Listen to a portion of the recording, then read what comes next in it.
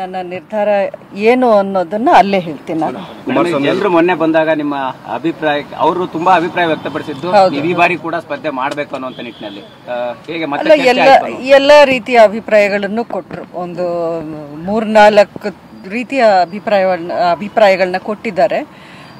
ಅದೇನು ಅಂತ ನಾನು ಅಲ್ಲಿ ಹೇಳ್ತೀನಿ. ಮೇಡಮ್, ಕುಮಾರಸ್ವಾಮಿ ಅವರ ಭೇಟಿ ಆಗಿರ್ಬೋದು, ಬಿಜೆಪಿ ನಾಯಕರ ಮಾತುಕತೆ ಆಗಿರ್ಬೋದು, ಅದೆಲ್ಲವೂ ಕೂಡ ತಾವು ಹೇಗೆ ಪರಿಗಣಿಸ್ತೀರಾ? ಅದನ್ನು ಕೂಡ ಚರ್ಚೆ ಮಾಡ್ತಿರೋದು ಹೇಗೆ?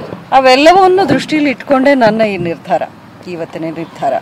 ಕುಮಾರಸ್ವಾಮಿ ಮಂಡ್ಯದ ಪ್ರಮುಖ ಲೀಡರ್ಸ್ ಏನ್ ಹೇಳಿದ್ದಾರೆ ನಿಮ್ಗೆ? ಮತ್ತೆ ಅದೆಲ್ಲ ಅಂದ್ರೆ ನಮ್ಮಲ್ಲಿ ಕಾನ್ಫಿಡೆನ್ಷಿಯಲ್ ಆಗಿ ಆಗುವಂತ ಚರ್ಚೆಗಳು, ಅದನ್ನ ಈ ಒಂದು ಸಂದರ್ಭದಲ್ಲಿ ಹೇಳೋಕೆ ಅದು ಸರಿ ಹೋಗಲ್ಲ ಹೇಳಿದ್ರೆ.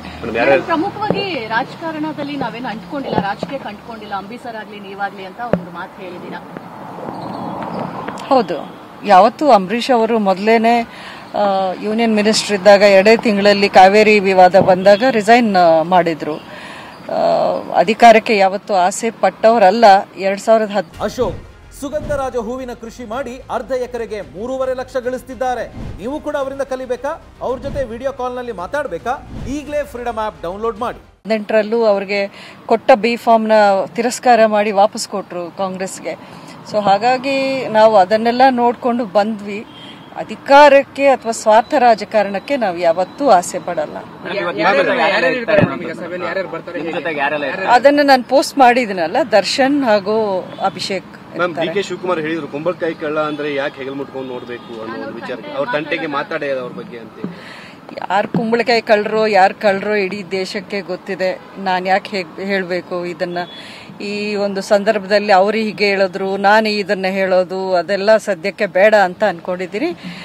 ನನ್ನ ಅವಶ್ಯಕತೆ ಅವ್ರಿಗಿಲ್ಲ ಅಂತ ಹೇಳಿದ್ರು, ನನಗೂ ಯಾರ ಅವಶ್ಯಕತೆನೂ ಇಲ್ಲ. ಕುಮಾರಸ್ವಾಮಿ ಹೇಳಿದ್ದಾರೆ ಸುಮಲತಾ ನಮ್ಮ ಬೆಂಬಲ ಸೂಚಿಸ್ತಾರೆ, ಅವ್ರಿಗೆ ಆ ವಿಶ್ವಾಸ ಇದೆ ನಮಗೆ. ನೋಡಿ, ಇದನ್ನೆಲ್ಲ ನಾನು ಅಲ್ಲಿ ಪ್ರಕಟಣೆ ಮಾಡ್ತೀನಿ ಅಂದ್ಮೇಲೆ ತಿರ್ಗಾ ನೀವು ಇಲ್ಲಿ ಕೇಳಿದ್ರೆ ನಾನೇನು ಹೇಳಲ್ಲ. ಅಲ್ಲೇ ಬನ್ನಿ.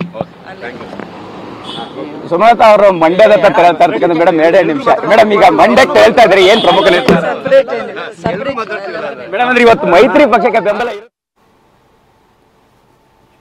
ಜೆಪಿ ನಗರದಿಂದ ಹೊರಟಿದ್ದಾರೆ ಸುಮಲತಾ. ಹೊರಡುವಂತಹ ಸಂದರ್ಭದಲ್ಲಿ ಪತ್ರಕರ್ತರ ಜೊತೆ ಮಾತಾಡಿದ್ರು. ನನ್ನ ನಿರ್ಧಾರ ಏನಿದೆಯಲ್ಲ, ಆ ನಿರ್ಧಾರವನ್ನು ನಾನು ದೇವಸ್ಥಾನದಲ್ಲೇ ತಿಳಿಸ್ತೀನಿ ಅನ್ನುವಂಥ ಮಾತನ್ನು ಹೇಳಿದರು.